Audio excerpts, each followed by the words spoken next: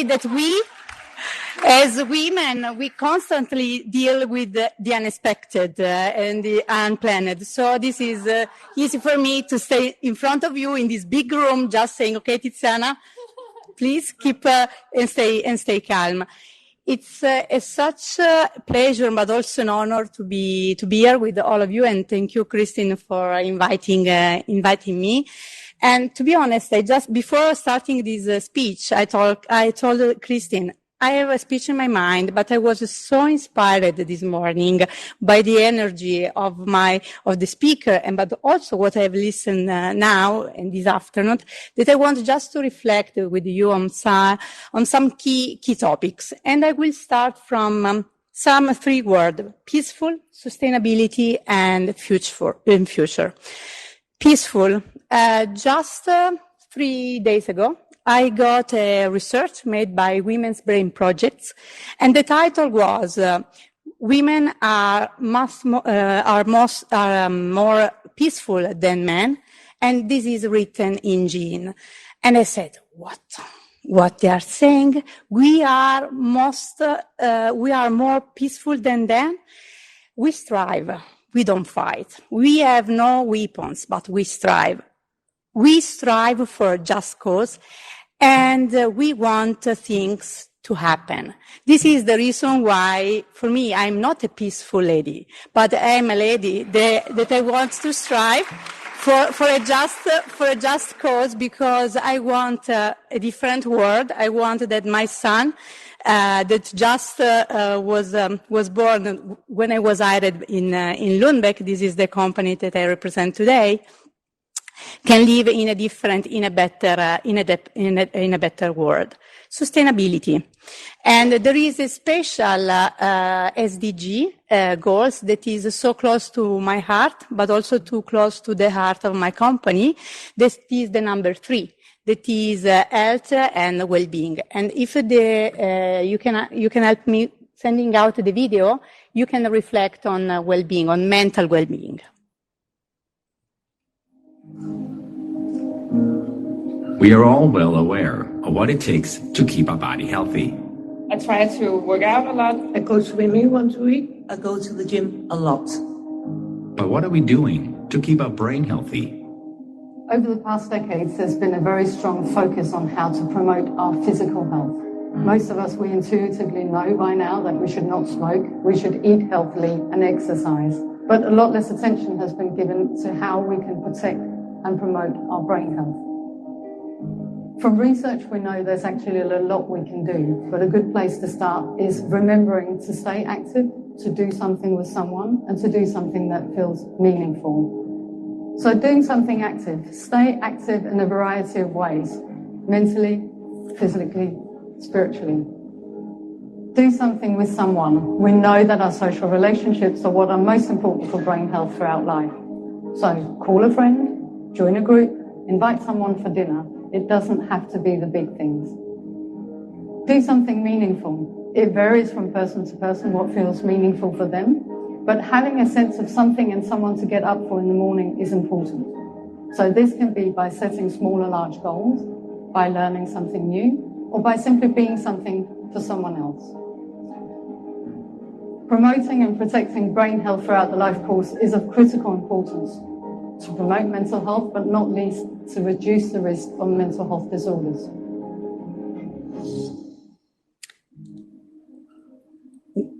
Well, this is what my company, Lundbeck, that is a Danish company, is dedicated. And this morning we had discussed a lot on the impact of COVID-19 on brain and mental health.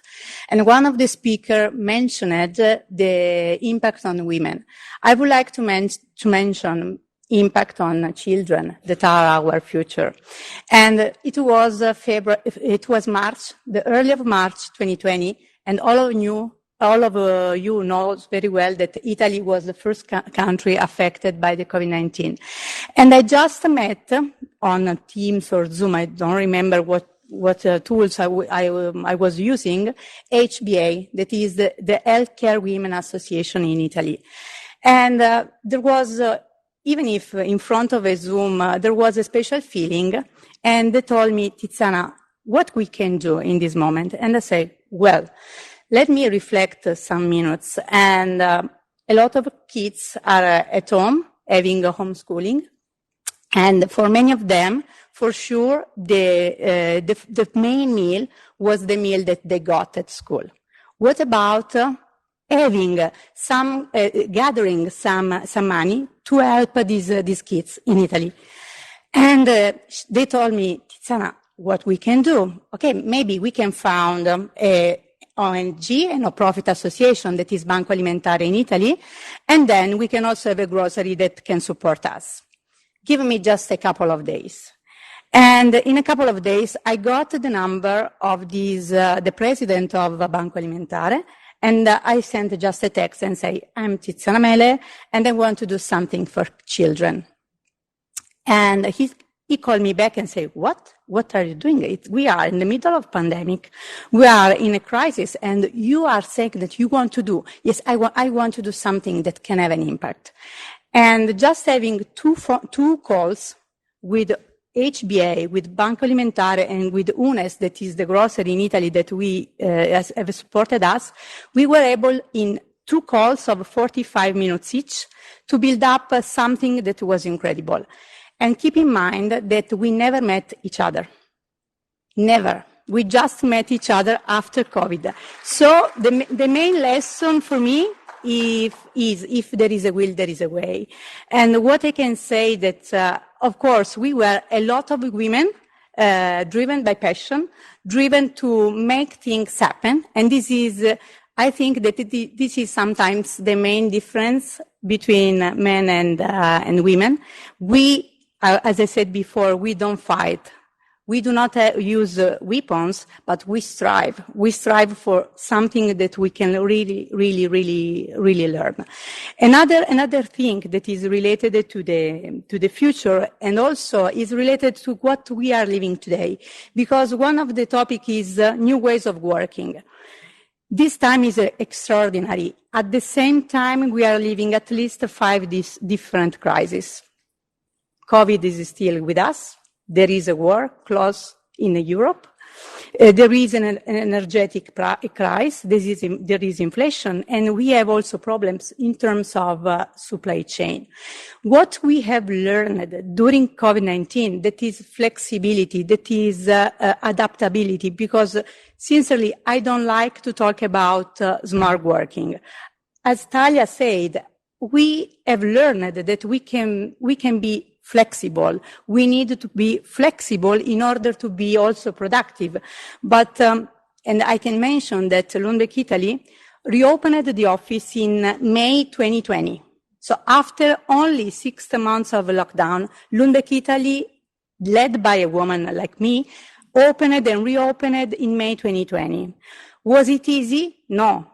Was it easy? No, because at that time, Google, Twitter, they're saying smart working forever.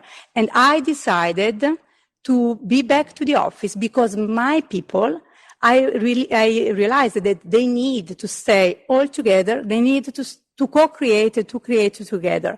And what I learned and what now we are applying every day is the fact that perfection is boring. I really like what you are saying this morning. I really like that perfection, and we, unfortunately, as women, we sometimes strive also for perfection, but in front of COVID, we couldn't be perfect.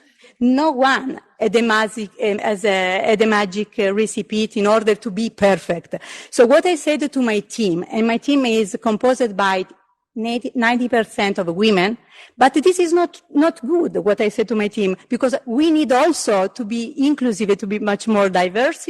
But what I said to my team every day, please make mistake, but please learn quicker and quicker, because only making mistakes, you can really be innovative, and you can really survive in a world that is changing day by day. Thank you so much.